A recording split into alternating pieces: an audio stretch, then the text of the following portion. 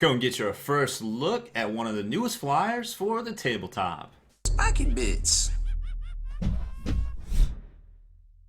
Welcome back, Hobby Maniacs. I'm Baer, and today we are checking out Mantic Games' new flyer for the Warpath miniature game. It's the GCPD Hornet that looks pretty neat. I've got this thing in, and I kind of looked at the parts, and I was like, I wonder how much this is. And I ran over to their website and checked it all out. So let's do the same thing right now.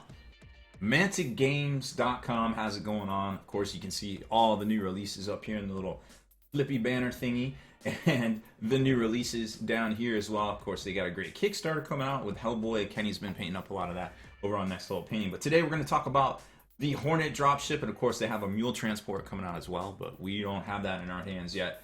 So we are just going to take a look at this bad boy right here. Like I said, affordable miniature, £24.99. I guess that's about 32 US dollars right there. It is still on pre-order, but this gives you a better idea of kind of how it looks like. Great, cool styling, and the feature I like the most is this cargo pod back here. So you get one miniature. It's hard plastic vehicle, of course. It's going to come with a variety of weapons here for the game, with a detachable troop compartment with opening doors, which I like. Adjustable turbines, kind of like a G.I. Joe vehicle. Detachable landing gear, transparent flying base, and I think that is about it as far as features go. But there you can see with the crew compartment detached. Here's the crew compartment from the back with the flip down door, and here's a profile view or side view with the crew compartment. So let's add it to our cart and take a look. So here's the pieces of the kit. It is thoroughly involved when it comes to piece count, but it comes with two different options, which I guess they didn't list on their site there. There's like a kind of a plague one, which comes with some separate pieces here, which I really like. I'm not going to open these up and show you, but because then I'll get everything all mixed up. But it's got like the front hatch here that's got something kind of like all smashed in, and then they have little casualty dudes that you can kind of strap to the front that I thought was pretty neat. Like there's this guy right here that I guess you kind of strap him down, or he's like a little casualty or something. I don't exactly know, but I thought it was a really cool option that would definitely add a little bit more depth to your games and such, and then also decorating out your vehicle. But not too many pieces. I mean, the piece count does seem high, but once you start looking at it, you're like, wait, this is kind of all starting to make sense right here. As far as that goes. Now, we don't have, this is kind of like a pre-production type deal. They're like, hey, do you want to talk about this? And I was like, that looks really cool. Yeah, send it over. We'll talk about it. But I may have bitten off more than I could chew because we don't have instructions. We do have a video to check out, so we're going to be peeping that. But as far as, everything goes, it pretty much looks like it goes together kind of easily. I can't really attest to that quite yet, but you can see here that it is pretty, for a plastic kit, for $32 for a whole transport kind of type vehicle. The detail is there. It isn't going to be quite as detailed as something you buy for $120 to $150 from Forge World or something like that, of course. But that's not why you're going to be picking this up. So that's kind of an unfair comparison, I feel like. For the price point, I think the detail is great. It does seem to have pretty good tolerances as far as everything goes. Just kind of looking at it right here, snapping things together like I had already done, and then this piece actually slides in the front to make the front kind of cockpit. So right there, I'm already pretty hopeful on how well this is going to go together, because like I said, just that half right there is like a big chunk of the transport itself. So we're going to get the rest of this together and give you our thoughts on how cool it really is. So magic swoosh, and it's all put together. At least, for you guys. So this was actually a pretty cool little project. Kind of messed up on a few things here. Glued down the landing gear on accident. There's a spot right here that they're glued, and I didn't really want to mess anything up for the preview. Of course, I'll probably go back and try to pop that off just so I can switch it out. There are these fancy little panels right here that lock into that stud, and then that stud goes into the hole right there.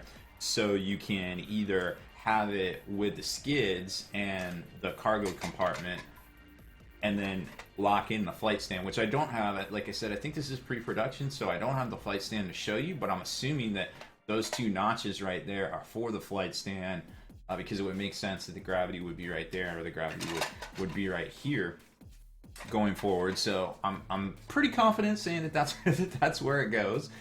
As far as any other gotchas, there really wasn't a whole lot. Like I said, the tolerances are pretty good. I mean, you could always use a little Vallejo plastic putty here to kind of seal things up and then scrape it off. But I mean, just looking at it, it's a solid design, and for the price point, with the amount of features that are enclosed, because you got these extra little guns that also go together, and then you can glue down inside of here depending on which one you want. And there's 3 different ones, like it said in the page over on their site, the product page, so to speak. I thought that was pretty neat, and having the moving parts and having the options with this little crew compartment, which does open up, and it is, you know, pretty well detailed in there.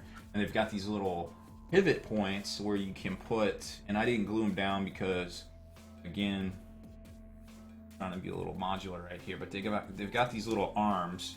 They're a little finicky to put on, but you can glue them in and it would be just fine, I'm sure.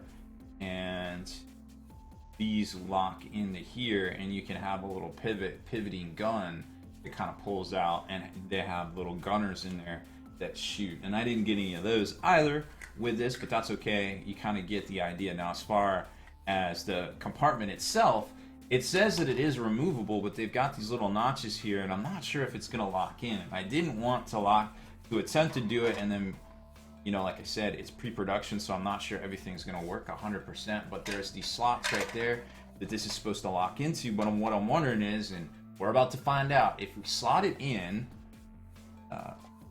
here, which it doesn't, looks like it's going to go together. I'm not sure I want to do that. Yeah, I'm not sure I want to do that. This might have just been, again, something to make sure that it was working, and they went back and adjusted things. But this doesn't seem to be working, but that doesn't mean that it won't work on the actual copy right there. It's just a little tough, and maybe there's a trick like in the instruction book, like, hey, squeeze this and then that thing, but I didn't notice any interior mechanics or anything as far as that goes. So again, I'm not going to mess with it. I'm sure it's not a big deal. I'm sure they have something for that, or they're already researching a potential fix for it. Doesn't seem like I installed it wrong. Nope, doesn't look like it. Okay, so as far as size goes, I mean, like I said, $32 for this thing. It's got a ton of features, right? There's a couple different things we can compare it to. Of course, we've got one of the ubiquitous tanks here for the human guardsman, so to speak, so you can see how it kind of compares to something like, say, a Lehman Russ battle tank. So it is kind of as big, and there was a neat little thing where maybe you could actually make it so it carries a tank, or it carries something in here. Now, when these trench rails aren't on it, maybe you could do some sort of little diorama and have it kind of carrying things, or perhaps a Rhino chassis, which I don't have handy, unfortunately, but you can kind of tell from the size of a Lehman Russ about how big a Rhino would be as well. And then, of course, the other big boy flyer out there, the Storm Raven. This gives you an idea of it, about how big it is. The Storm Raven versus the Hornet, so it's gonna be a little bit smaller by about 3 inches. How about that? How convenient.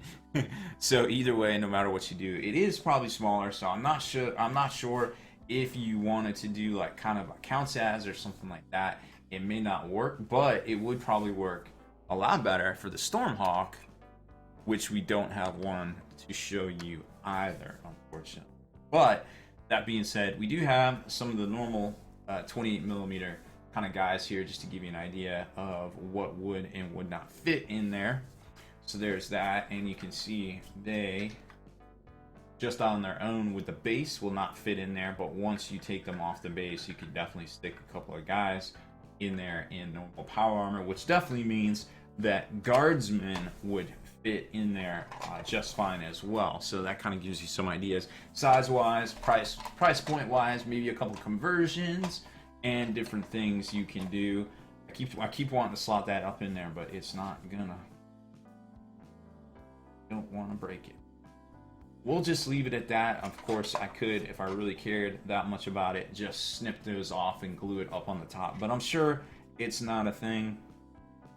I'm probably just doing something wrong or whatever. So I'm not too worried about it. Everything else went together so well.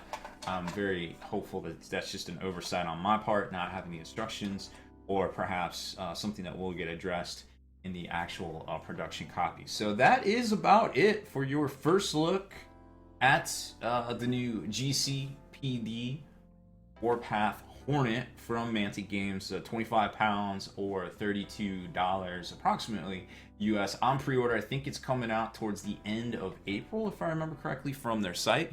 So you can lock in your pre-orders now over on Mantic Games, or wait for it to hit the shelves at your favorite local game store or e-retailer out there. Now, if you like these type of features here on the channel, make sure you hit that subscribe button and work out your hobby muscles.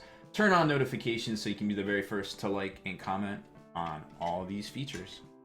Deleted scenes, bonus content, and all the interviews and post-game wrap-up videos can be located in the Hall of Veterans on thelongwar.net. Visit thelongwar.net today and try a week completely free with no strings attached. That's not all. Thelongwar.net is also your hobby resource for exclusive early access with an ad-free experience to all your favorite videos. Members of the Hall of Veterans gain early exclusive access to multiple hobby videos.